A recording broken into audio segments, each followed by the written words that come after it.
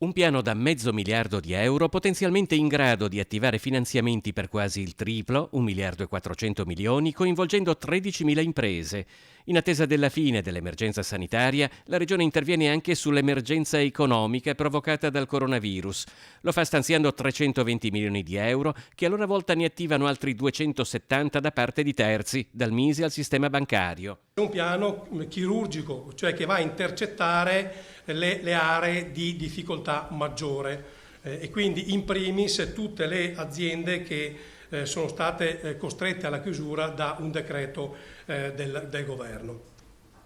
Ecco, tra l'altro questo piano nasce dalla collaborazione strettissima che abbiamo avuto con le categorie economiche, con Unioncamere, con i sindacati, con la CGIA di Mestre. I destinatari dei 320 milioni stanziati dal bilancio regionale variano dall'industria al commercio, dall'artigianato ai liberi professionisti alle piccole e medie imprese, attraverso 3 filoni di intervento: 110 milioni di euro di contributi a fondo perduto, 150 di finanziamenti agevolati e 60 di garanzia.